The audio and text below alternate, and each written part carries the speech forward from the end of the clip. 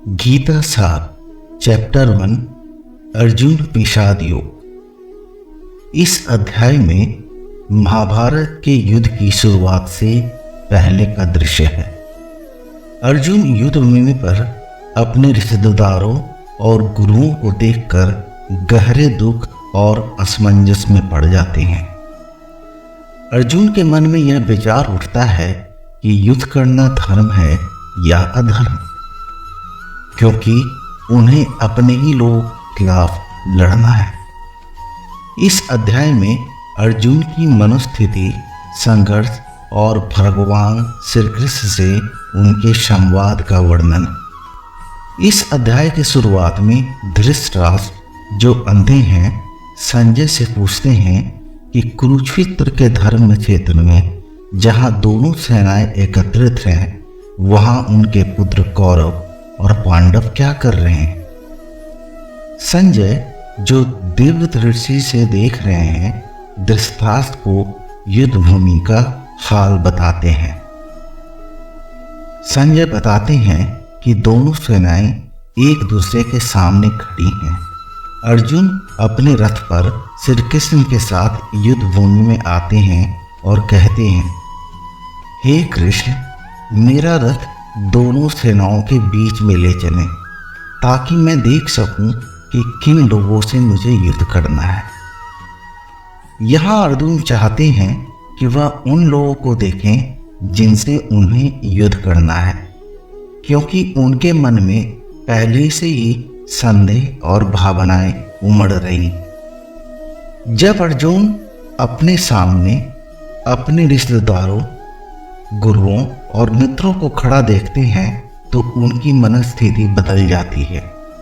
उनका शरीर कांपने लगता है, उनका मुंह सूखने लगता है और उन्हें लगता है कि वह युद्ध नहीं कर सकते। वह कहते हैं, हे कृष्ण, मैं अपने ही परिवार, गुरुओं और दोस्तों को मारने के बारे में सोचकर कांप रहा हूँ। मुझे यह युद्ध करने का कोई लाभ नहीं दिखता। विजय का क्या मतलब अगर इसके परिणाम स्वरूप मेरे प्रियजन ही मारे जाएंगे। अर्जुन इस वजह से गहरे दुख में डूब जाते हैं कि युद्ध में उनके परिवार और गुरु मारे जाएंगे। वह सोचते हैं कि इस तरह की जीत व्यर्थ है जहां वह अपने लोगों को ही खो देंगे।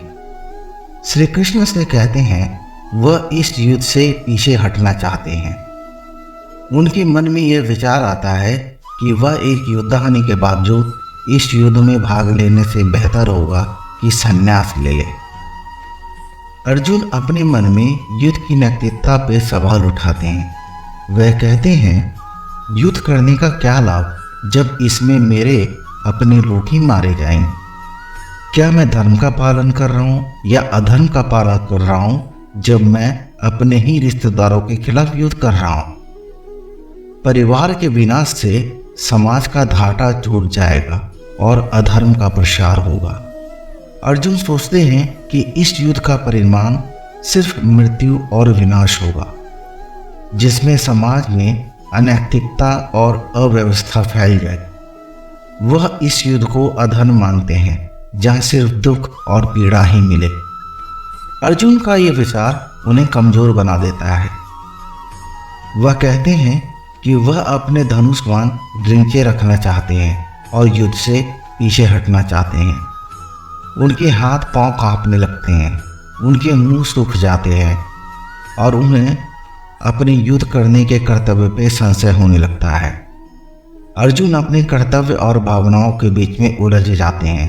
वह कहते हैं, हे कृष्ण, मैं अपने प्रियजनों को मारकर किस तरह से युद्ध को जीत सकता हूँ। यह युद्ध मेरे लिए व्यर्थ है, क्योंकि विजय का कोई अर्थ नहीं जब अपने ही लोग इसका हिस्सा नहीं होंगे।